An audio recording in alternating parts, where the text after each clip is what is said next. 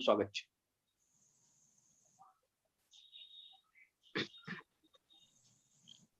O hidden life, vibrant in every atom. O hidden life, vibrant in every atom. O hidden light, shining in every creature. O hidden light, shining in every creature. O hidden love, embracing all in oneness.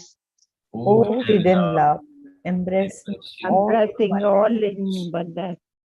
May each who feels himself as one with thee May each who feels himself as one with thee. know he is also one with every other. know he is also one with every other. Shanti, Om Shanti, Shanti, Shanti. Shanti. Shri તરલભાઈ મુનશીને આજની સભાની આગળની કાર્ય માટે આમંત્રિત કરું છું. તરલભાઈ, આપનું સ્વાગત છે.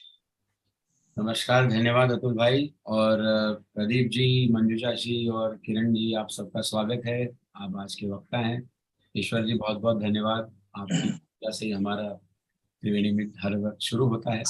तो just a minute, I am sorry.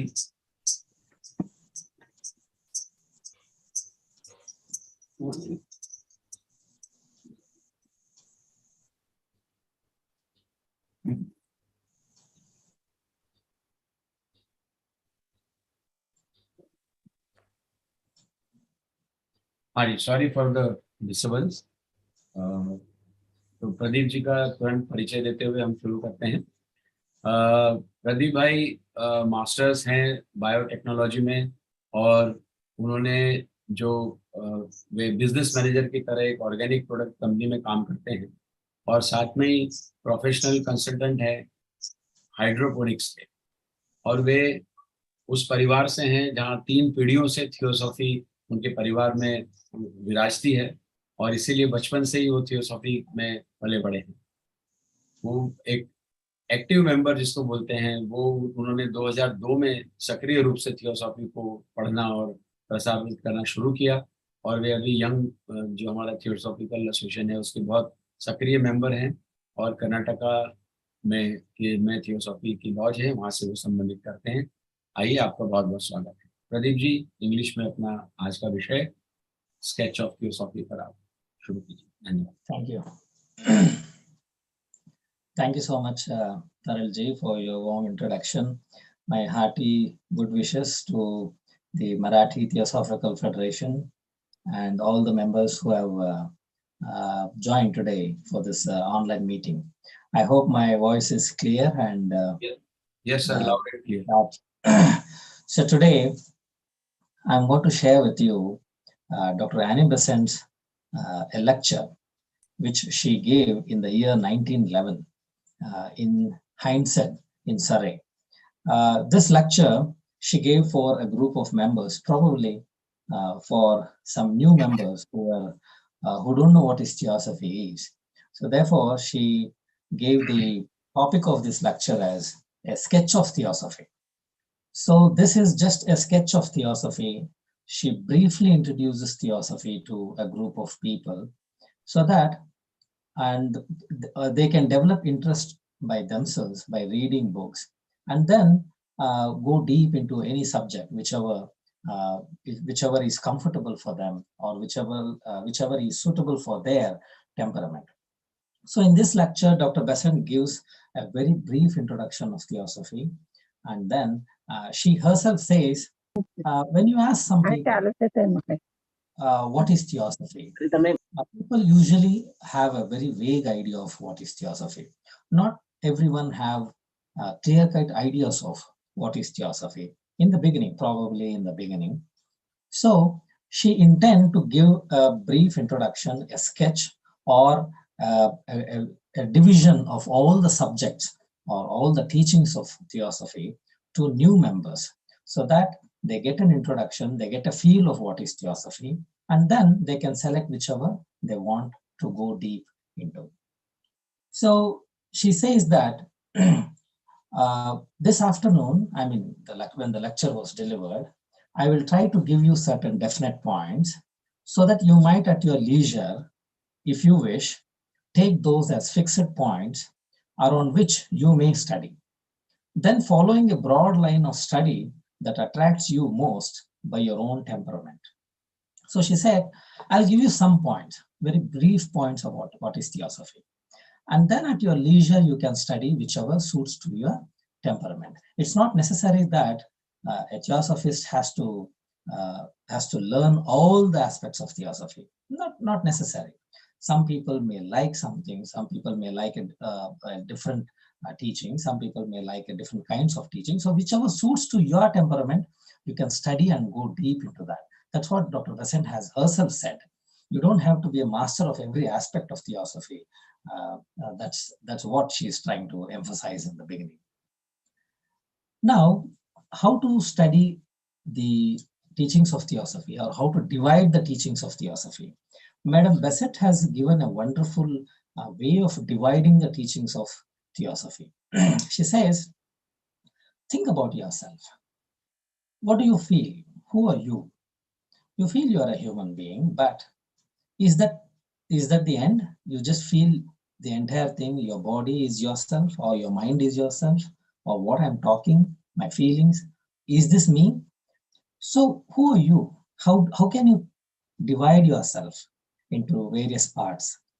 So Madam Besant says, the first thing is, when you think about yourself, you see your physical body, right? So this physical body, which you can see with your eyes, which everyone can feel the presence, this is the physical body, is the first thing that comes to your mind.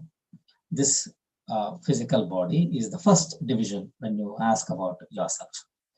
And then the next part is your emotions. You love, you hate, you care for someone, you feel for someone, or you cry, you feel angry, you feel happy. And all these emotions put together, she says, that is the emotional aspect of yourself, or the second division is the emotional nature. So that will be your second part.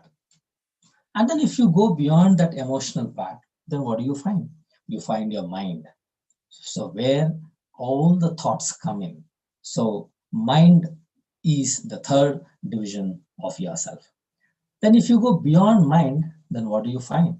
Then beyond mind, you may not find, but what is beyond mind is the spirit, is the soul.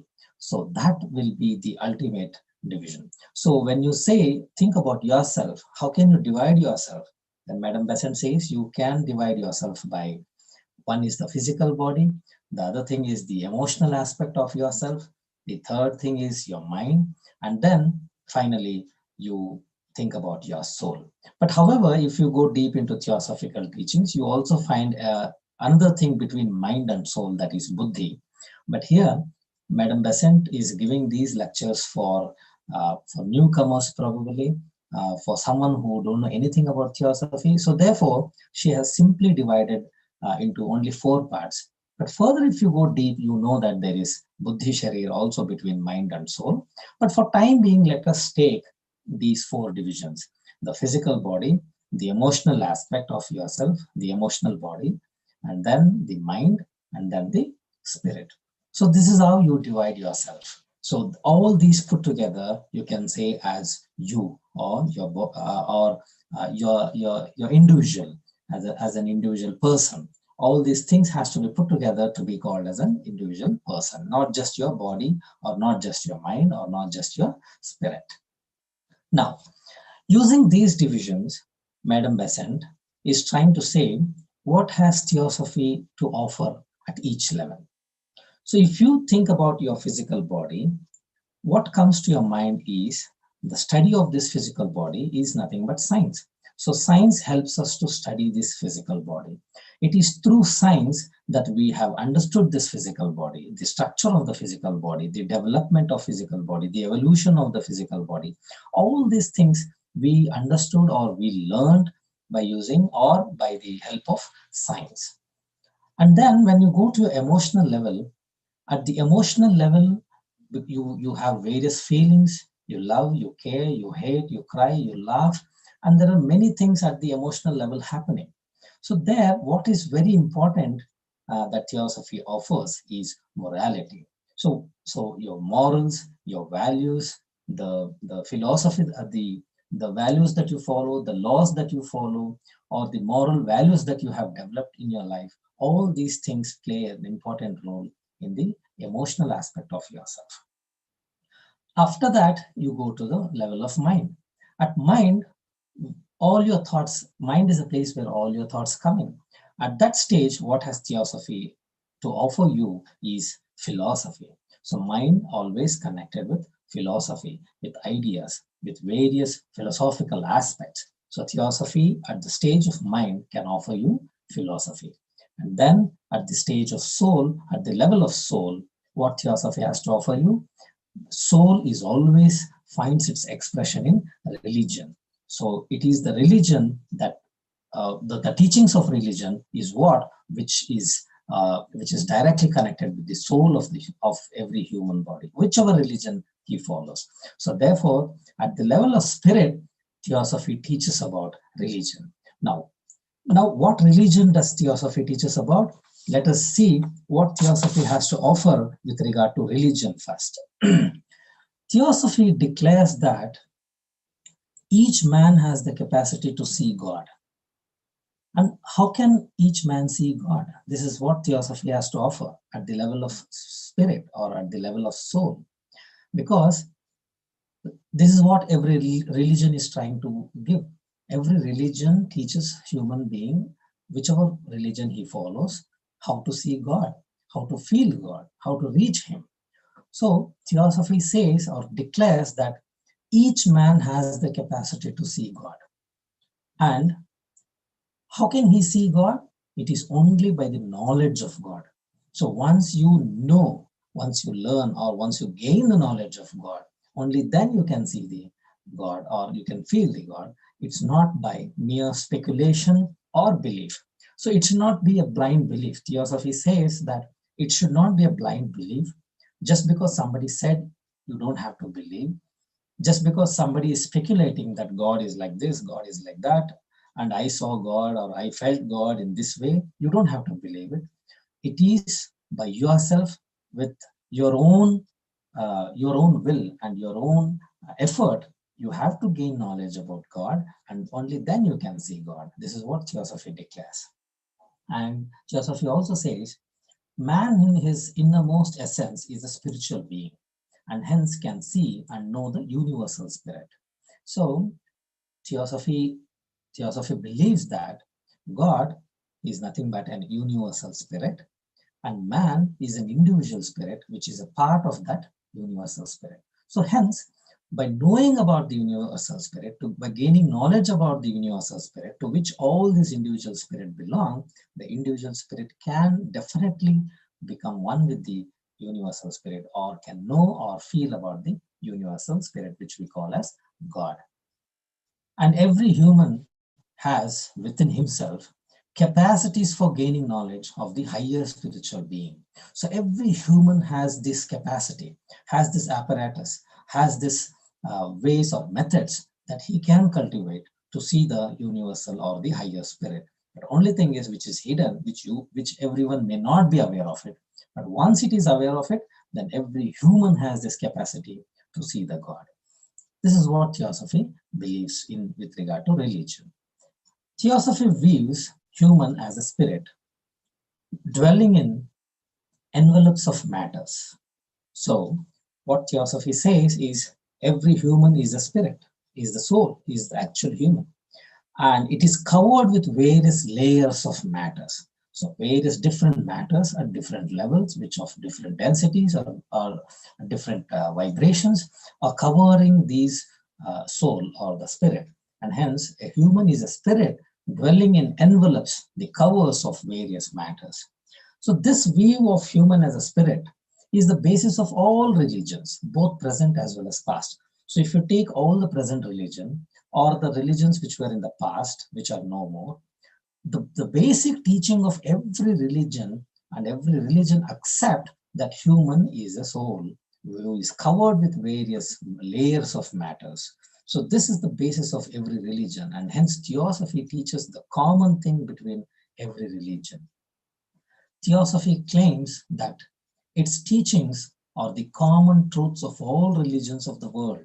So Theosophy teaches the common truths which is present in every religion, which is present today in the world, or which was present in the previous world.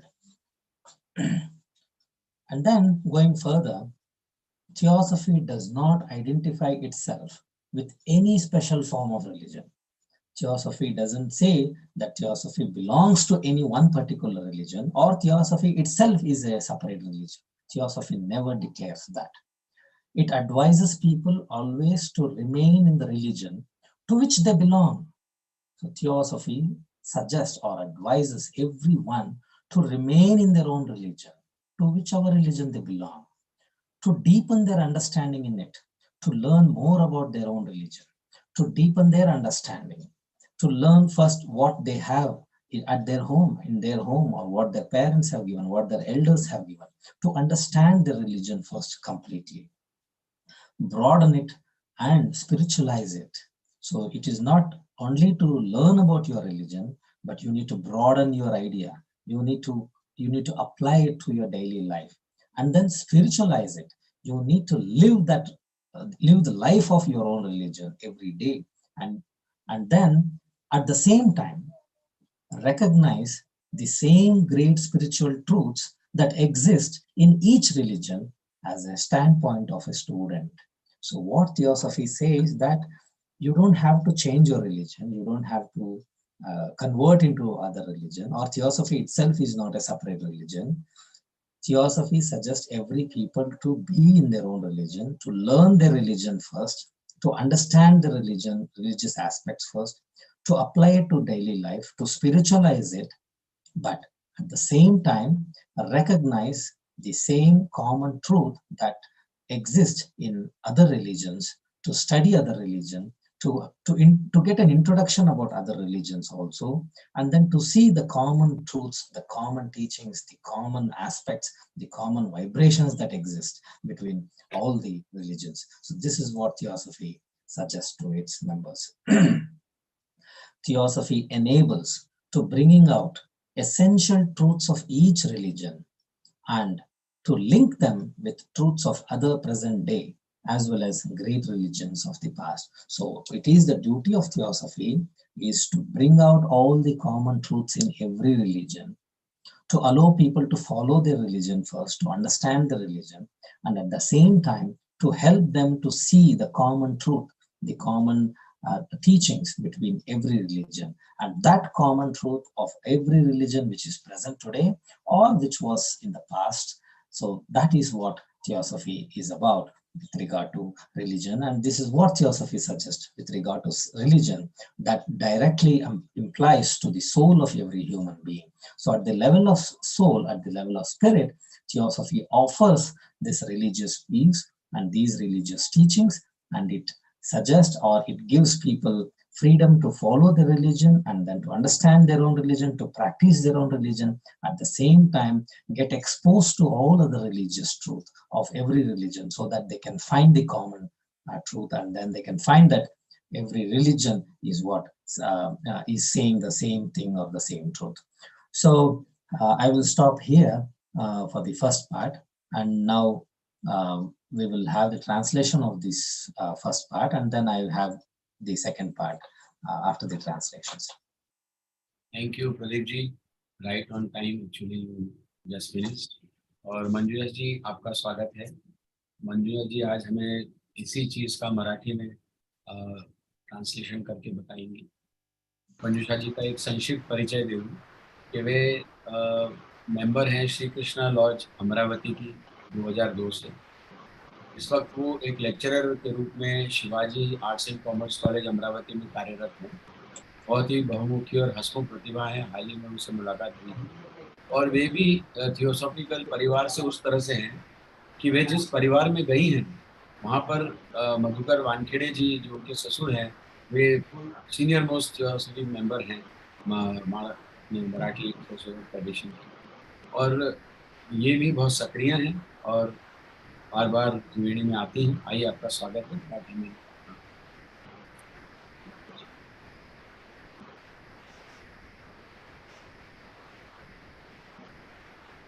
नमस्कार sir. आज के lecture का topic जो है थियोसॉफीचे sketch. हिंदहेड येथे 6 जुलै 1911 रोजी doctor Annie Besant यांनी थिओसॉफिस्टच्या मेळाव्याला दिलेले हे व्याख्यान आहे। डॉक्टर ॲनी बेझंट यांनी त्यामध्ये म्हटले आहे की थिओसॉफी हा खूप मोठा विषय आहे, परंतु जर तुम्ही त्याबद्दल कोणाशीही बोललात तर तुम्हाला असे आढळून येईल की त्याची कल्पना थिओसॉफीच्या संदर्भात अस्पष्ट आहे। आज दुपारी मी तुम्हाला काही निश्चित मुद्दे सांगण्याचा प्रयत्न करेन, जेणेकरून तुम्ही तुमच्या फुरसतीच्या वेळी तुमची इच्छा असल्यास तुम्ही अभ्यास करू शकता आणि नंतर अभ्यासाच्या विस्तृत ओळींचे अनुसरण करा जे तुम्हाला स्वतःहून आकर्षित करतात, असं डॉक्टर ॲनी बेझंट यांनी त्यावेळेस म्हटले होते। स्वभाव विषयाची विभागणी करण्याचे अनेक मार्ग आहेत आणि मी एक नैसर्गिक विभागणी त्याद्वारे करणार आहे, ज्या पद्धतीने तुमच्यापैकी कोणीही स्वतःला समजू शकेल। स्वतःची नैसर्गिक विभागणी म्हणजे त्या प्रत्येक विभागाशी संबंधित 1 किंवा 2 थिओसॉफिकल शिकवणी आपल्याला दाखवतात। क्षणभर जर स्वतःचा विचार केला तर तुमच्याकडे एक भौतिक शरीर आहे। शरीरात चेतनेचे कार्य करणे ही मानवी विचारांची एक मोठी शाखा आहे, ज्याला आपण विज्ञान म्हणतो। मग तुम्हाला असे आढळून येते की शरीरानंतर तुमचा भावनिक स्वभाव येतो, ज्याद्वारे तुम्हाला इच्छा, आवड आणि नापसंत, प्रेम आणि द्वेष इत्यादी या टप्प्यांवर किंवा स्वतःचा काही भाग तिथे तुम्हाला नैतिकता सापडते। ह्या सगळ्या गोष्टी त्यांनी डॉक्टर ॲनी बेझंटने आपल्याला सांगितलेल्या आहे। भावनांच्या पलीकडे तुम्हाला मन सापडते आणि विचार हे साहजिकच तत्वज्ञानाशी जोडलेले आहे आणि शेवटी सर्वांच्या पलीकडे आध्यात्मिक आत्मा आहे, जो धर्मात त्याची नैसर्गिक अभिव्यक्ती शोधतो।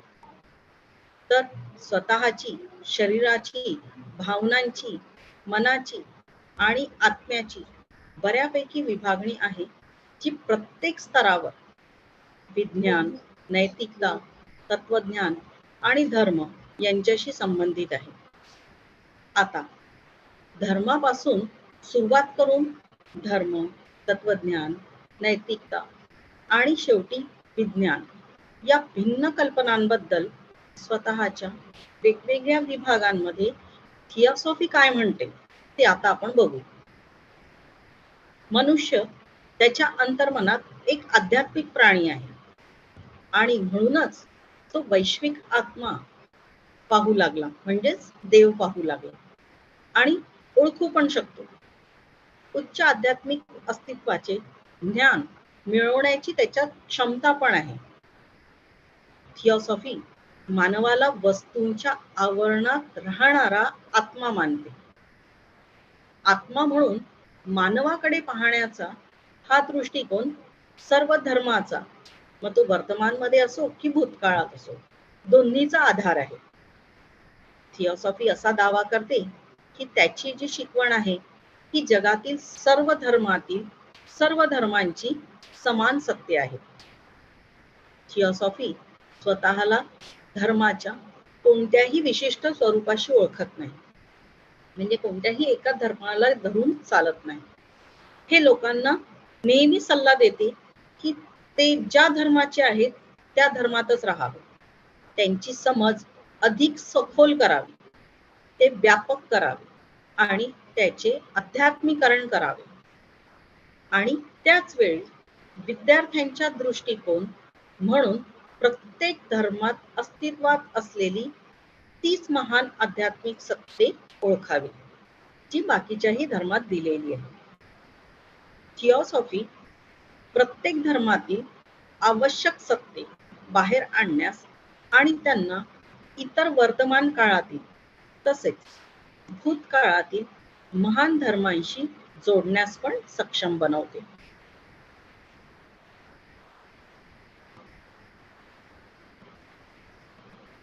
तत्वज्ञान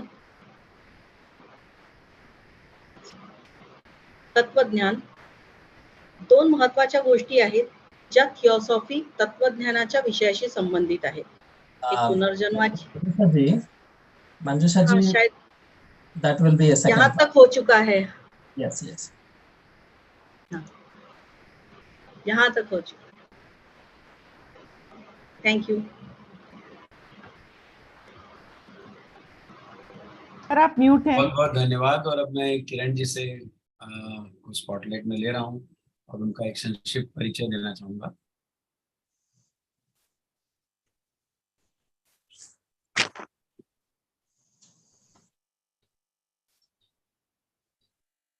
किरण जी इस वक्त अकोला शहर में रहती हैं, लेकिन वे इंदौर की हैं और अहिल्या आश्रम नामक बहुत ही अच्छी शिक्षा संस्थान है इंदौर में, जहाँ से उन्होंने अपनी विद्या ग्रहण की है।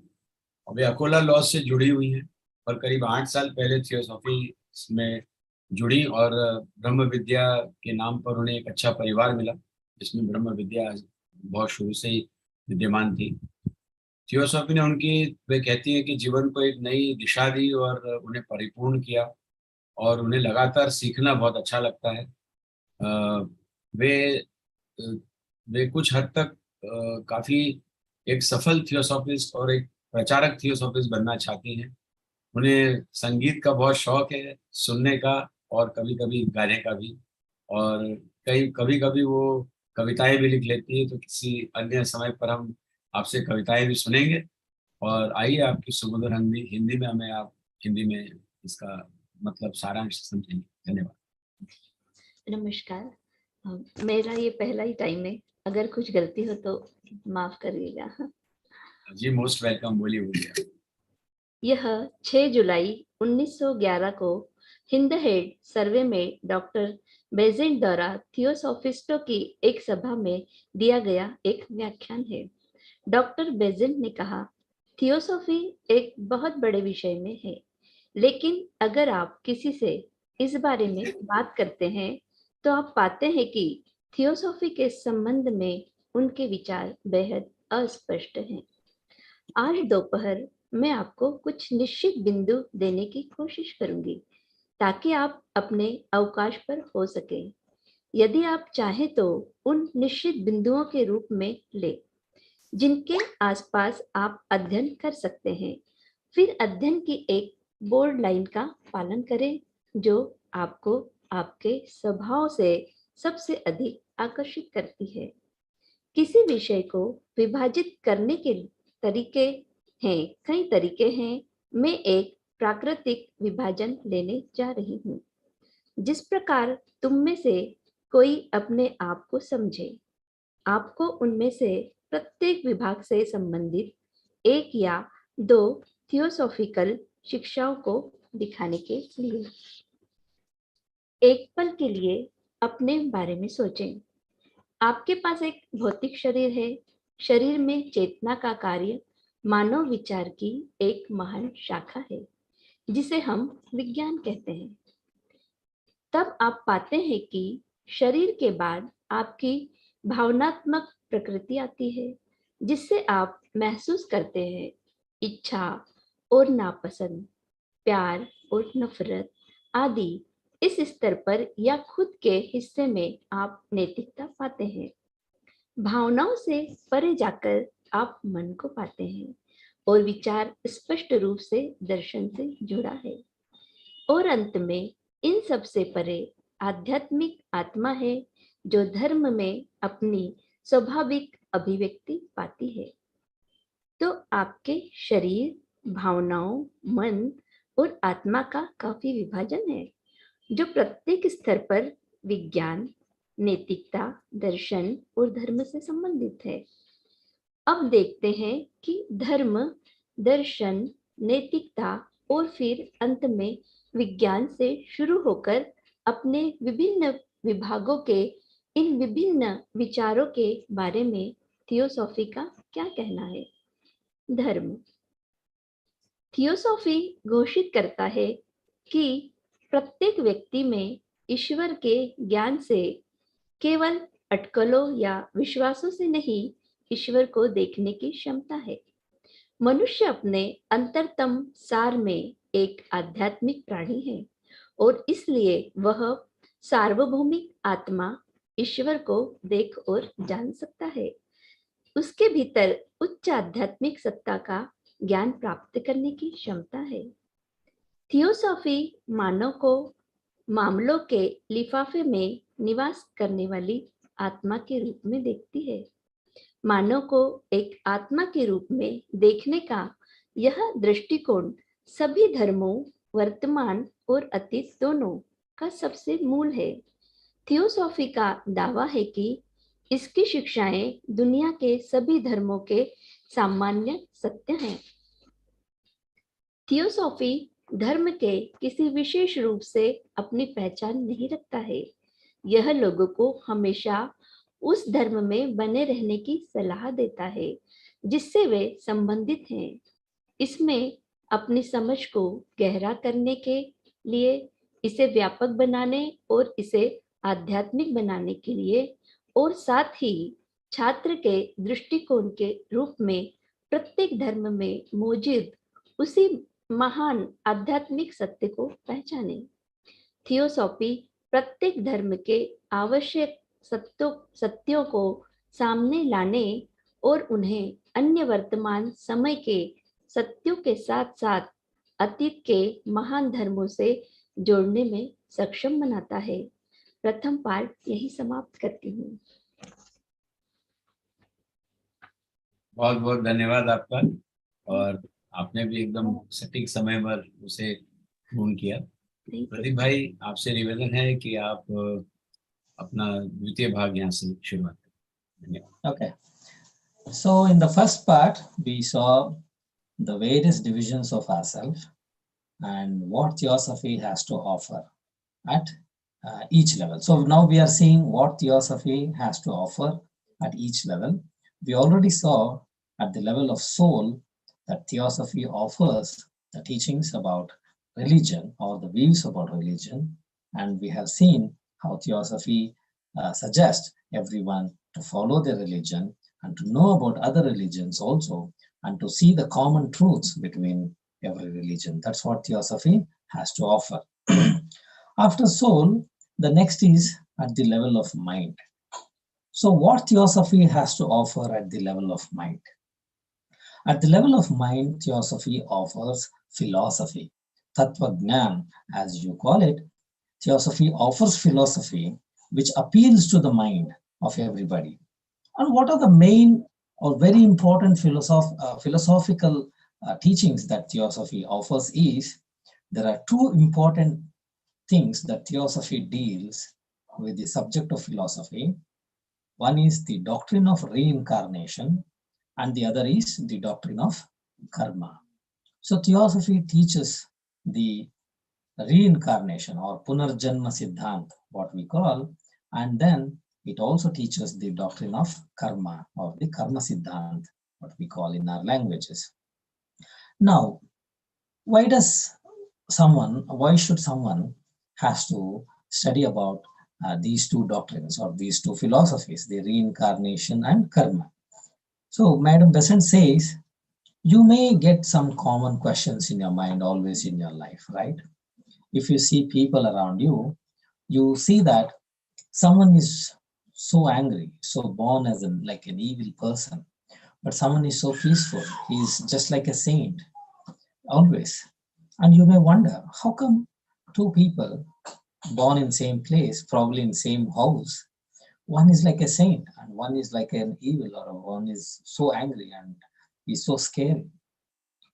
And sometimes you may also wonder, when you give an equal opportunity, even if you give an equal opportunity to various people, but not everyone can make use of that opportunity and then succeed in their life. Even though you say that the opportunity is same for everyone, everyone has the right to come and participate in so and so process, but not everyone can make use of it. Some people make use of that opportunity and they succeed very well. But some people fail to make use of that opportunity. Some people fail to utilize or to succeed even an opportunity is given. Why is like that? Why an equal opportunity, an equal time, an equal level playing field, but not everyone can perform equally? So these are the questions that you get in your mind. Sometimes you feel one person is so genius, someone is so genius, but someone is a fool, even though both of them have been raised same, given same education, given same opportunities in their life. Everything is same, but still someone become genius and someone remains a fool. Why is like that? So all these questions come to your mind if you analyze the world, if you analyze the people around you. So all these answers can be found in these philosophies, that is the philosophy of reincarnation and the philosophy of karma. The doctrine of reincarnation shows that how each human being at every life cycle and at every janma, or reincarnation is punarjanma, means the human after one life he comes back again to the other life. So at every life, how a human can learn things, can gain knowledge, and then can take this knowledge, whatever he has gained in one life, to the next life. So in every life, the human gains knowledge, gains experience, and it accumulates. And that makes the difference between two people. So if two people, they're born to the same mother, they're raised in the same environment, they may be given the same opportunity, the same environment, but both brothers may not be same once they grow up, once they use all the opportunity, and once they try to succeed in their life. Because the experience, the knowledge that each human has gained in his previous reincarnations, in his previous lives, is totally different. So hence, that difference appears in this world. And then the doctrine of karma, or the karma siddhanta, this gives a rational approach to life. So you always wonder why these things are happening without the mistake of myself. But that doctrine of karma is which gives a rational approach to your life. It gives you the answers of what you are thinking can happen. It gives you all the answers that can make you feel wonder why certain things are happening why certain things are not in my control, and what I might have done, even though I have not done any kind of mistakes, why such things are happening to me, or not only for you, for others also. If you keep seeing, even though a person has not done any problem to anyone, but he's always suffering. So you may get these questions when you see the world, if you analyze the world. So the doctrine of karma, the karma siddhanta, can give the answers, and then that helps you to see, to develop a rational approach towards your life and also to the life of others whom you see surrounding you. So that's about the philosophy. Not everything. Theosophy teaches so many things with regard to philosophy, but Madam Besant had given only these two examples for the newcomers. If you tell something, what is Theosophy for newcomers, you can quote these two examples of the doctrine of reincarnation and the doctrine of karma that the Theosophy teaches, which are the philosophical aspects that appeals to the minds of everyone. Next comes to the emotional aspect.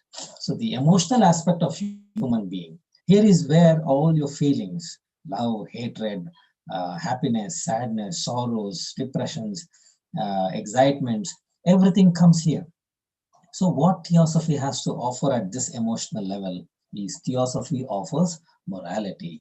So morality can be a set of rules or a set of laws or anything. But what kinds of morality that Theosophy emphasizes is, Theosophy believes in the great teachings that return good for evil. You can only stop an evil by the opposite good, and not by meeting it with a thing of its own nature. So the first morality that Theosophy offers is you always have to return good for evil. So you can't return evil for evil. You can't return these things with the same thing. So hence, only good can win over the evil. This is the first morality that Theosophy teaches. And Theosophy also emphasizes on the teachings of Buddha. Lord Buddha said, hatred ceaseth not by hatred at any time. Hatred ceaseth by love at all times. So if you have to win over hatred, if you have to eliminate hatred, you can't do that by hatred itself. It should be love that can win over hatred. This is the teachings of Buddha, and hence Theosophy emphasizes to learn about Buddhist philosophy, to learn about the life of Buddha, to study Buddhism, and to study all the teachings of Buddha. Theosophy and emphasizes that. And all these things because it comes under morality that appeals to the emotional nature of every human being. This is called science of morality. It works exactly as the laws of physical science. So just like how the laws of physical science, they work, the Newton laws or any other law that works in the science, in the field of science in our physical world, in the similar way, there are certain laws in the morality, at the moral level, and these moral, it's called the science of morality. And these laws also work exactly in the same way, like the good for evil, the love for hatred, and these work exactly as a law that works in the physical science. Love is fulfilling of the law. You can change the emotion of love into the virtue of benevolence by, instead of making it special to someone or very few, but by making it universal to all with whom you come in contact. And then Theosophy also emphasizes that you of course you know how to love. You love your parents, you love your siblings, then you love your partners or husband or wife, and then you love your children and grandchildren and all this. So you know how to show love to a group of people whom you saw in your house or whom you came across in your house.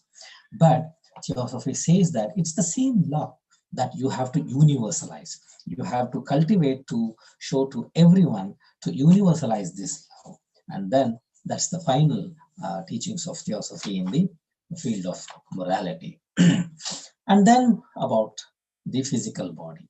So what Theosophy has to offer at the physical body is Theosophy offers the study of science. We have to accept science. Theosophist has to accept science, has to believe in science. Theosophists cannot go against science, and they have to see every aspect in the physical world through the lens of science. This is what Theosophy emphasizes. And not only that, Theosophy brings new apparatus to science, apparatus in the unfolding powers of man himself, as it were, of bursting out from bud into flower. So Theosophy tries to open the inner hidden apparatus or the hidden capacities of every human being, and that gives a new apparatus to science, and that makes people to see the world in a different angle, and that helps people to learn more about, to discover more in the field of science. Theosophy can bring to man of science that finer apparatus of the inner sight, the keener, subtler sight that belongs to higher bodies, in addition to that of physical body, so that scientists can carry on their observations with more wider perspective and beyond this physical world. So Theosophy can make human beings to see, to feel that inner world, to feel the higher self or higher bodies, and then to make their observations more keener, more subtler. And hence, if they are scientists in this physical world, their observation will be more different. The way they see things will be more different. And hence, they can think about science in a different way and make new discoveries and new inventions. By a perfect science of the higher consciousness, man may gradually unfold the faculties and raise the center of his consciousness higher and higher. That leads to new investigations and discoveries. So if you raise the level of your consciousness using theosophical teachings, if the consciousness is raised from this physical body to the higher bodies until the soul, if you can raise your consciousness until your soul, then that not only helps you to learn about yourself, but also that can help to see the world in a different aspect, to see the world in a different way. And that raised consciousness can make you a better scientist, can make you to investigate, to discover more and more in this physical world. That's what Theosophy has to offer for this. So to conclude, Theosophy offers in each of divisions of thoughts with respect to each divisions of human self. In religion, the knowledge of God and the study of common truths of every religion. In philosophy, the study of karma and reincarnation. In morality, the science of morality and universal love. In science, the study of unseen and subtler levels of matter and consciousness. So therefore, Theosophy offers, the teachings of Theosophy are with regard to every levels of yourself, at every level of what you call yourself, at every division of yourself. Theosophy has to offer something, will offer something to every aspect. So for the soul, it offers religion and the study of common truths of every religion. For the mind, it offers philosophy, the doctrines of karma and reincarnation. For the emotional part of yourself, it offers the morality and universal love. So at the physical body, it offers you to study science and to see the subtler levels of matters and with a higher raised consciousness. In the end, Madam Besant says, Theosophy is full of the greatest possibilities of happiness, gives to each one of us that seems to be most priceless gift. It renders life intelligible and it brightens it with an eternal hope. So I conclude with these words of Madam Besant. Thank you so much. Thank you Pradeep ji, बहुत बहुत धन्यवाद। मंजुषा जी, आप मराठी में द्वितीय भाग शुरू करें। धन्यवाद। धन्यवाद सर।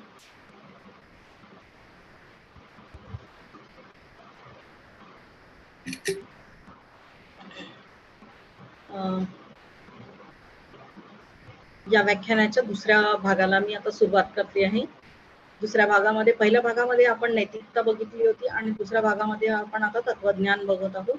तत्वज्ञान, थिओसॉफी तत्वज्ञानाच्या विषयाशी संबंधित अशा दोन गोष्टी महत्त्वाच्या सांगतात, ज्यामध्ये पुनर्जन्माची शिकवण आणि कर्माची शिकवण अशा दोन महत्त्वाच्या गोष्टी सांगत आहे।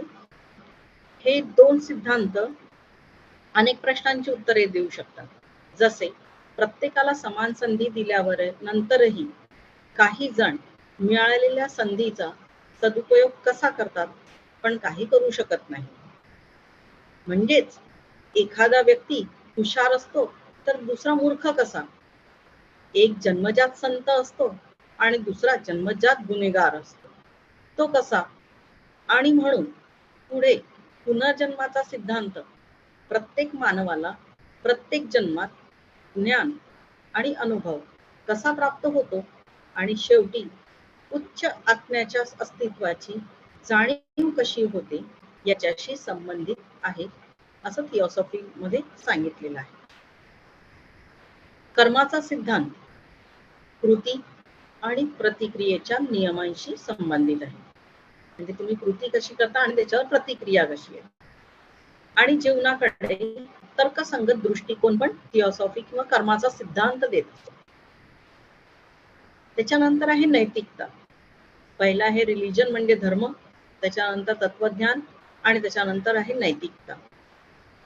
थिओसॉफी महान शिकवणींवर विश्वास ठेवते की वाईटासाठी चांगले परत करा, म्हणजे जर आपल्याशी कोणी वाईट वागत आहे तर आपण त्याला चांगलंच दिलं पाहिजे, त्याच्याशी वाईट वागता कामा नये। आपण केवळ वाईट विरुद्ध चांगल्याद्वारेच थांबवू शकतो। म्हणजे जसं आताच मी बोलले की वाईटाशी वाईट न वागता वाईटाशी चांगले वागवूनच आपण त्याचा वाईटावर आपण त्याला वाईटापासून थांबवू शकतो आणि त्याच्या स्वतःच्या स्वभावाच्या गोष्टींशी भेटून नाही। म्हणजे जसं तो वाईट आहे तर वाईटाशीच वागून नाही, तर त्याच्या स्वभावाच्या उलट वागूनच आपल्याला त्याला थांबवता येतं। या ठिकाणी भगवान बुद्ध म्हणतात, द्वेष द्वेषाने संपत नाही, द्वेष हा फक्त प्रेमानेच संपतो। याला नैतिकतेचे विज्ञान पण म्हणतात। ते भौतिक विज्ञानाच्या नियमांप्रमाणेच कार्य करते। प्रेम म्हणजे कायद्याची पूर्तता। तुम्ही प्रेमाची भावना परोपकाराच्या सद्गुणात पण बदलू शकता, परंतु एखाद्या व्यक्तीसाठी किंवा फार कमी लोकांसाठी ती खास बनवण्याऐवजी ज्यांच्याशी तुम्ही संपर्कात आला आहात त्यांच्यासाठी ती सार्वत्रिक बनवून आपण ती वापरू शकतो. याच्यानंतर चौथा पार्ट जो आहे तो आहे विज्ञान. थिओसॉफी विज्ञानाला जास्त मानते, त्यामुळे थिओसॉफी विज्ञानात नवीन उपकरणे आणते. मनुष्याच्या स्वतःच्या उलगडणाऱ्या शक्तीमध्ये, जसे की कळीपासून फुलात रूपांतर होणे. थिओसॉफी विज्ञानाच्या माणसाला आंतरिक दृष्टीचे अंतिम साधन, उच्च शरीराशी संबंधित असलेली तीव्र सूक्ष्मदृष्टी आणू शकते, जेणेकरून वैज्ञानिक त्यांचे निरीक्षण व्यापक दृष्टिकोनातून आणि या भौतिक जगाच्या पलीकडे चालू ठेवू शकतात. उच्च चेतनेच्या परिपूर्ण विज्ञानाद्वारे मनुष्य हळूहळू सुविधा उलगडू शकतो आणि त्याच्या चेतनेचे केंद्र उच्च आणि उच्च बनवू शकतो, ज्यामुळे नवीन तपास आणि शोध पण होऊ शकतात. आता याच्यामध्येच असा निष्कर्ष काढलेला आहे की थिओसॉफी प्रत्येक विचारांच्या विभागामध्ये प्रत्येक स्वतःच्या मानवी विभागांचा संदर्भ देते. धर्मात देवाचे ज्ञान आणि प्रत्येक धर्माच्या सामान्य सत्यांचा अभ्यास. नैतिकतेमध्ये नैतिकतेचे विज्ञान आणि वैश्विक कायदा. तर विज्ञानामध्ये पदार्थ आणि चेतनेच्या अदृश्य आणि सूक्ष्म स्तरांचा अभ्यास केला जातो. थिओसॉफी आनंदाच्या सर्वात मोठ्या शक्यतांनी परिपूर्ण आहे. आपल्यापैकी प्रत्येकाला सर्वात अमूल्य अशी भेटवस्तू देत असते, ते म्हणजे जीवन सुगम बनवते आणि ते शाश्वत आशेने उजळून टाकते. या ठिकाणी दुसरा पार्ट पण संपला. धन्यवाद. बहुत बहुत धन्यवाद. और मैं आमंत्रित करूंगा कि किरण जी आए और अपनी मधुर हिंदी में हमें कहें, और बहुत अच्छा बोली थी आपने. Please continue. Thank you sir. मैं दूसरा पार्ट शुरू कर रही हूँ. दर्शन. कुछ महत्वपूर्ण चीजें हैं जो थियोसॉफी दर्शन के विषय से संबंधित हैं. पुनर्जन्म का सिद्धांत और कर्म का सिद्धांत. वहाँ दो सिद्धांत प्रश्नों का उत्तर दे सकते हैं, जैसे सभी को समान अवसर देने के बाद भी कुछ लोग दिए गए अवसर का सदुपयोग कर सकते हैं लेकिन कुछ नहीं कर सकते. कैसे एक प्रतिभाशाली और दूसरा ऐसा मूर्ख है. कैसे एक संत पैदा होता है और कैसे दूसरा अपराधी पैदा होता है. और आगे ये चलता ही रहता है. पुनर्जन्म का सिद्धांत इस बात से संबंधित है कि कैसे प्रत्येक मानव एक आध्यात्मिक प्राणी प्रत्येक जन्म में ज्ञान और अनुभव प्राप्त करता है और अंततः उच्च आत्मा के अस्तित्व के बारे में जागरूक हो जाता है. कर्म का सिद्धांत क्रिया और प्रतिक्रिया के नियम से संबंधित है और जीवन के लिए एक तर्कसंगत दृष्टिकोण देता है. नैतिकता. थियोसॉफी महान शिक्षाओं में विश्वास करता है कि बुराई के लिए अच्छाई की वापसी. आप किसी बुराई को केवल अच्छाई के विपरीत करके ही रोक सकते हैं, न कि उसकी अपनी प्रकृति की किसी चीज से मिलने से. भगवान बुद्ध ने कहा है कि घृणा कभी भी घृणा से नहीं रुकती, घृणा प्रेम से ही समाप्त की जा सकती है. इसे नैतिकता का विज्ञान कहा जाता है. यह ठीक भौतिक विज्ञान के नियमों की तरह काम करता है. प्रेम कानून की पूर्ति है. आप प्रेम के शरण को परोपकार के गुण में बदल सकते हैं. इसे किसी या बहुत कम के लिए विशेष बनाने के बजाय इसे उन सभी के लिए सार्वभौमिक बनाकर खरीद सकते हैं. जिनके संपर्क में आप आते हैं। विज्ञान। थियोसॉफी विज्ञान के लिए नया उपकरण लाती है। यह उपकरण जो स्वयं मनुष्य की प्रकट शक्तियों में होता है, जैसे कि वह कली से फूल में फूटने का था। थियोसॉफी विज्ञान के आदमी को भौतिक शरीर के अलावा आंतरिक दृष्टि के बेहतर उपकरण, कीनर, सूक्ष्म दृष्टि जो उच्च निकायों से संबंधित हैं, ला सकती है, ताकि वैज्ञानिक अपने अवलोकन को अधिक व्यापक परिप्रेक्ष्य के साथ और इससे आगे ले जा सके भौतिक दुनिया में।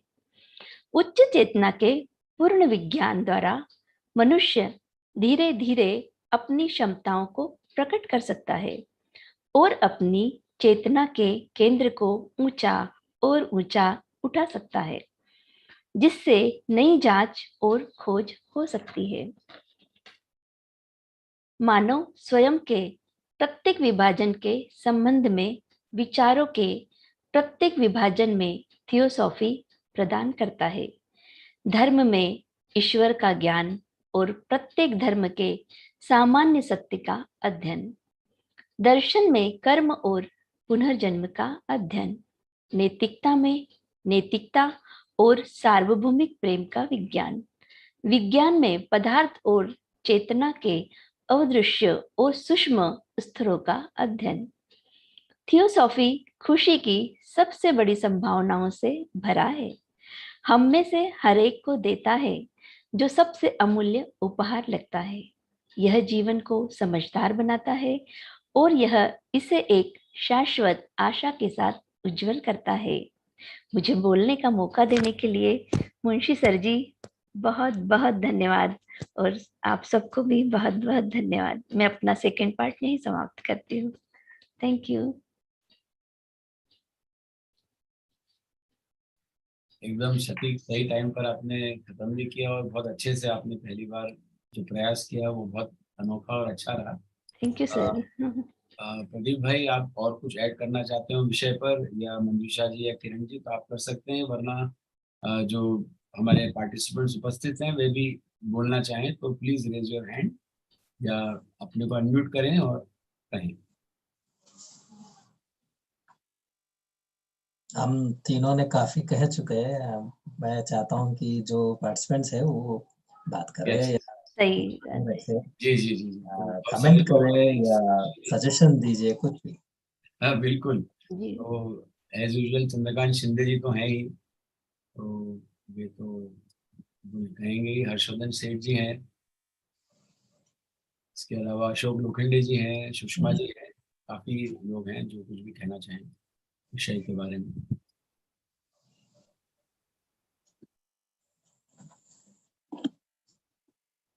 रमेश जी हैं, चंद्रकांत शिंदे जी आए हैं जी। Ramesh ji. I think if anybody is talking, then afterwards I will talk. नहीं, आप कहिए कहिए कहिए sir. Oh, wonderful. Pradeep, I know well. Manjusha Wankade and Kiran Vakare. All of them, they belong. See, Vakare belongs to Amravati and Wankade belongs to Akola. Oh, Vakare belongs to Akola and Wankade belongs to Amravati and Pradeep belongs to Bangalore. So very nicely they have studied and translated very nicely, and they restricted to that one letter which they explained very nicely. Pradeep usually explains very nicely. So I congratulate all these three wonderful exposition of the subject. And we really pay homage to Dr. Annie Besant.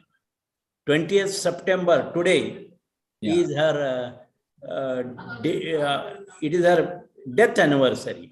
Dr. Annie Besant passed away after serving the cause of Theosophy or serving the humanity for 45 years. And Annie Besant made her home, as we know, in Banaras in 1895, and from there her renowned activities like religious activities, educational activities, social work for India that started from Banaras. Actually, she was very interested in Banaras. Banaras was her home actually. We know that she opened Hindu college and also in Banaras. And we also know she gave that college to the Banaras Hindu University in 1898 onwards. So Annie Besant herself offered a resolution, very important resolution I would like to mention here. In 1929, our third Theosophical World Congress was held at Chicago. The Theosophical World Congress was held at Chicago, and many delegates, they suggested to make change in the objects of the Theosophical Society. And she was very strong, and strongly she offered a resolution to the effect that there should be only one object of the Theosophical Society, and that she named brotherhood. So strong she was about this first object of the Theosophical Society, and she was not ready to change the objects of the Theosophical Society. And today's lecture, what all these three speakers have showed, they have explained very nicely what is needed. Actually, these are the thoughts of Annie Besant. They gave to us what is needed at soul level, mind level, emotional level, and body level. As Pradeep explained, soul is in spiritual world. So, real seeker of truth we must become with our not intellect but intelligence. Then in the mind and emotional world, togetherly we call it as the mental world, where he explained the philosophy, and that philosophy of karma and reincarnation, that all points towards the morality, naitikata. And at physical level, activity, action, and not reaction. So she taught us in brief Raja Yoga, and she gave important guidance, and especially she preached the ethics of Theosophy. And she said many times, we must control our tongue when we are in the lodge and when we are with our co-brothers. We must control our temper when we are in really anger mood, and we must control our emotions when we are in trouble. So we must not allow our emotions when we are in trouble. And finally, we must control our ego when we are really blessed. Otherwise, we become proud of our own achievement. So this is all, she taught the ethics of Theosophy to all us. And this all includes in Raja Yoga. So when we deal with the philosophy of perfection and science of spirit, and especially at soul level, we must raise to that intelligence which sees the things as they are. I think this is enough for today to pay homage to our Dr. Annie Besant, most revered. Congratulate once again for inspiring me to talk some lines, and also thanks to TARAL Munshi ji. He has invited our younger brothers to speak on this day. Thank you very much. Thank you. Thank you, sir. Thank you. Yes, Ramesh bhai. Hello, Ramesh bhai. sir. First of all, I congratulate Pradeep ji, Manjusha ji, and Kiran ji for giving it in a beautiful way, very, very simple way. They have given the view of Theosophy. And Pradeep ji has also given it in a very, very simple English. So I congratulate all of them. When any patient speaks about Theosophy, there will not be anything to add. But even then, I would like to add her own idea somewhere that is for reincarnation. The law of reincarnation, she was very, very much impressed by this law. And the reason was this, that in her religion, it is not there. That in Christianity, it is not believed. So she was very much impressed, not because of the law, but she says that when a man is dying, he comes to know all bad things of his life during the life, and he has no option but to surrender. Then man will feel very bad and he will die in a very bad mood. But when reincarnation is known, then man will feel, he will not become impatient, very much impatient. He will feel that, sir, I have missed this life, but I will get another life. Please give me a good place. I will try to solve all these things and realize all these things in my next life. So that gives some patience while dying, so that man can die little with patience. That is what she explained somewhere. I thought it is better to add here for clarifying her views on reincarnation. Thank you. Thank you Ramesh ji.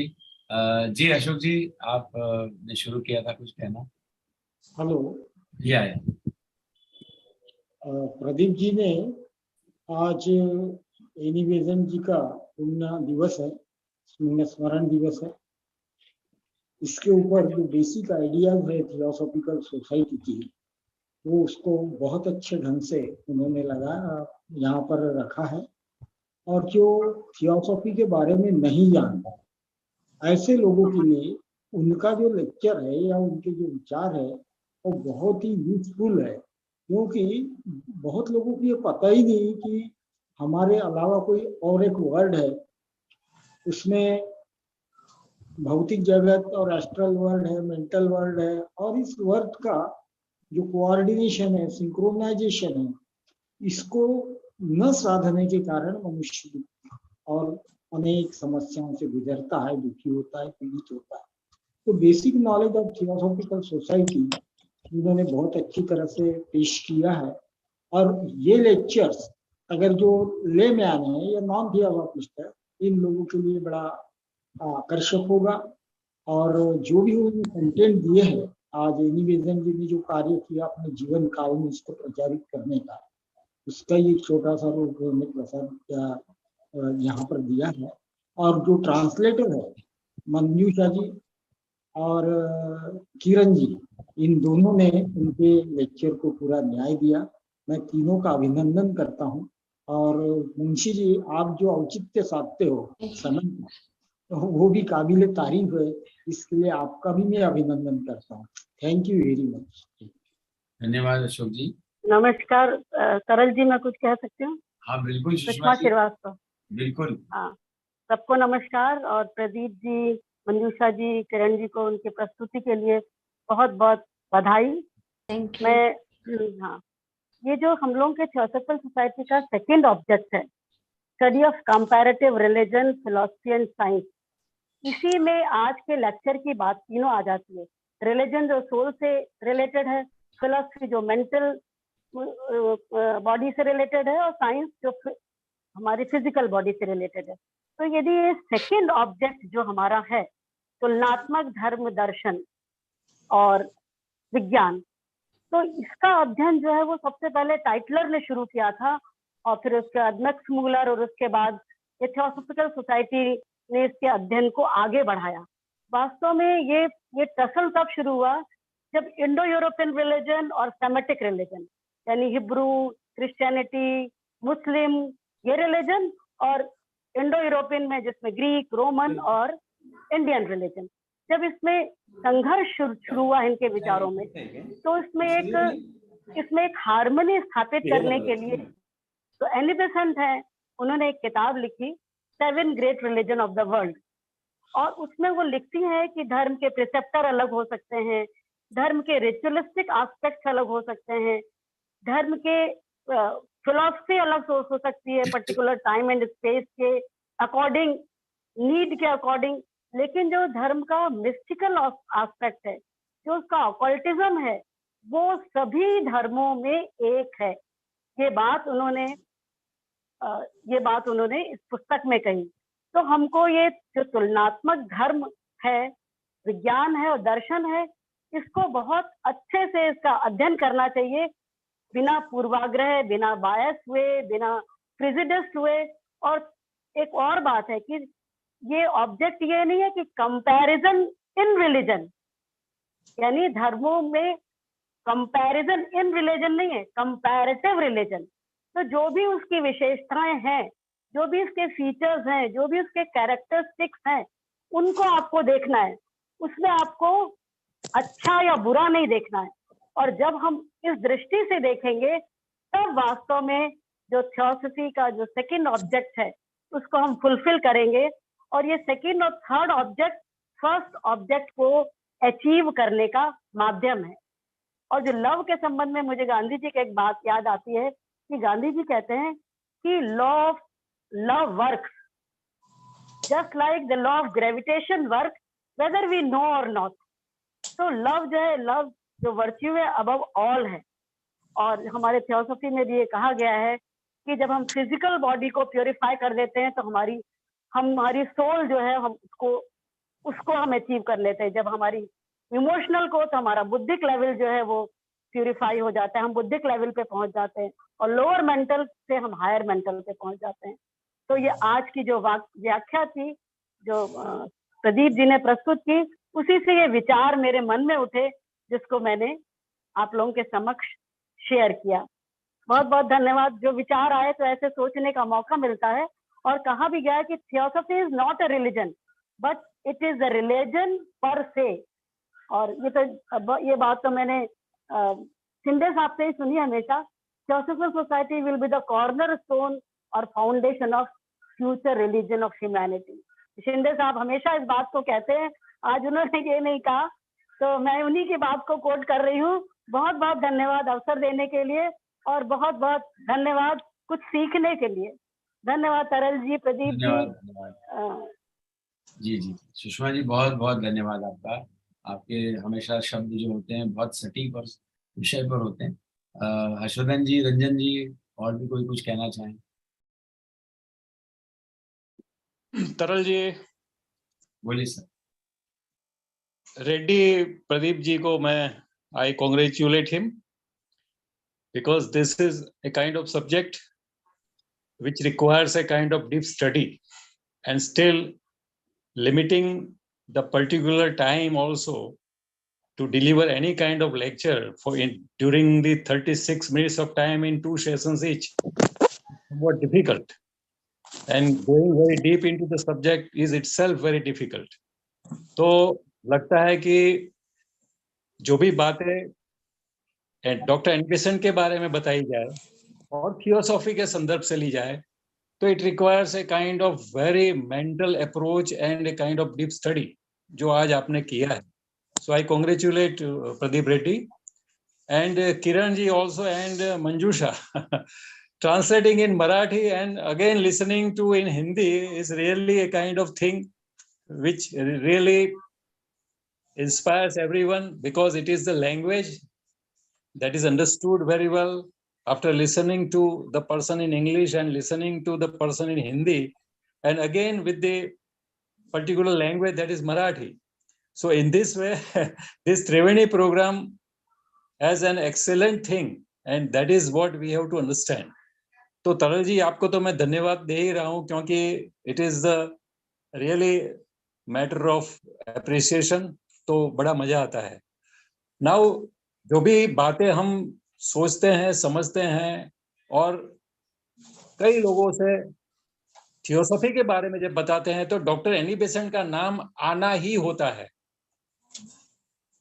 Shinde ji, one example आपको ये इसलिए मैं mention कर रहा हूं कि IAS officer की exam में एक सवाल पूछा गया कि थियोसॉफिकल सोसाइटी की स्थापना किसने की, तो उसमें 62 candidates were there and out of 62 58 answer doctor Annie Besant. तो हम थियोसॉफिस्ट या थियोसॉफिकल सोसाइटी के मेंबर होने के नाते डीप स्टडी किया है, इसलिए पता चलता है कि भाई ये तो गलत आंसर है. लेकिन जो बाहर लोगों को पता है कि भाई डॉक्टर एनी बेसेंट और थियोसॉफिकल सोसाइटी एक सिनोनिमस बन गए थे। ये गलत आंसर नहीं है, ये गलत आंसर नहीं है कि इंडिया में एनी बेसेंट ने बहुत बहुत काम किया है। बहुत काम किया। इंडिया में बताना है तो थियोसॉफी बता दे तो एनी बेसेंट की थियोसॉफी बोलते हैं। Yes exactly. तो एक मुझे एक उनके बारे में I remember one line, that is she Indianise India. Doctor Annie Besant Indianise India. ये बहुत बड़ी बात हमारे सांस्कृतिक जो हमारी धरोहर है उसके लिए डॉक्टर बेसेंट ने जो काम किया है वो बड़ा ही काबिल तारीफ है और उसके लिए हम नतमस्तक है। तो डॉक्टर बेसेंट के बारे में बोलना, थियोसॉफी के बारे में बोलना, काफी कुछ अंडरस्टैंडिंग हमारी इतनी विस्तृत होती है कि कौन से पॉइंट से हम आगे जाए। तो रियली अगर रिलीजन है तो भी हम ले सकते हैं, पर्सनल हमारा वे ऑफ थिंकिंग है, वे ऑफ लाइफ है, everything is there, it is included in theosophy.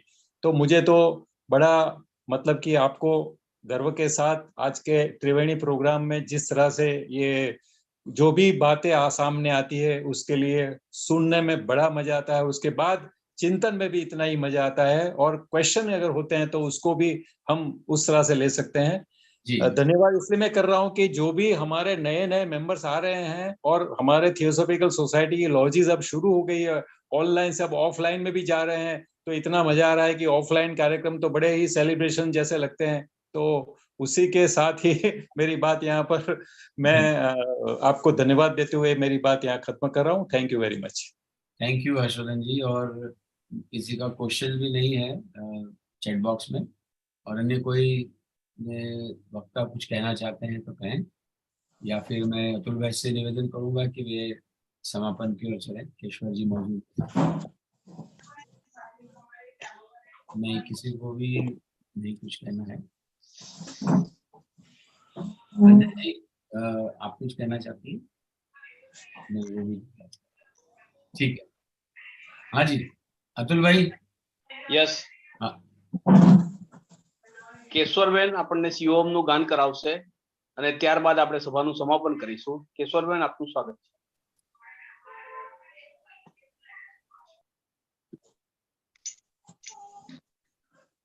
मनोबुद्ध्यहंकार चित्तानि नाहम् न कर्णं न जीवा न च घ्राणनेत्रे न च व्योम भूमिर्न तेजो न वायुः चिदानंद रूप शिवोऽहं शिवोऽहम् शिवोऽहं शिवोऽहं शिवोऽहं शिवोऽहम् चिदानंद रूप शिवोऽहं शिवोऽहम् न च प्राण संज्ञो न वै पंचवायु न वा सप्त धातु न वा पंचकोशः न वाक्पाणिपादौ न चापस्थपायुः चिदानंद रूप शिवोऽहं शिवोऽहम् शिवोऽहं शिवोऽहं शिवोऽहं शिवोऽहम् चिदानंद रूप शिवोऽहं शिवोऽहम् न मे द्वेष रागौ न मे लोभ मोहौ मदो नैव मे नैव मत्सर्य भावः न धर्मो न चार्थो न कामो न मोक्षः चिदानंद रूप शिवोऽहं शिवोऽहम् शिवोऽहं शिवोऽहं शिवोऽहं शिवोऽहम् चिदानंद रूप शिवोऽहं शिवोऽहम् न पुण्यं न पापं न सौख्यं न दुःखम् न मन्त्रो न तीर्थं न वेदा न यज्ञ अहं भोजनं नैव भोज्यं न भोक्तः चिदानन्दरूप शिवोऽहं शिवोऽहं शिवोऽहं शिवोऽहं शिवोऽहं शिवोऽहं चिदानन्दरूप शिवोऽहं शिवोऽहं न मृत्युर्न शङ्का न मे जातिभेदः पिता नैव मे नैव माता न जन्मः न बन्धुर्न मित्रं गुरुर्नैव शिष्यः चिदानन्दरूप शिवोऽहं शिवोऽहं शिवोऽहं शिवोऽहं शिवोऽहं शिवोऽहं चिदानन्दरूप शिवोऽहं शिवोऽहम् अहं निर्विकल्पो निराकाररूपो विभुत्वा च सर्वत्र सर्वेन्द्रियाणां न वा सङ्गतं नैव मुक्तिर्न मेयः चिदानन्दरूप शिवोऽहं शिवोऽहं शिवोऽहं शिवोऽहं शिवोऽहं शिवोऽहं चिदानन्दरूप शिवोऽहं शिवोऽहं चिदानन्दरूप शिवोऽहं शिवोऽहं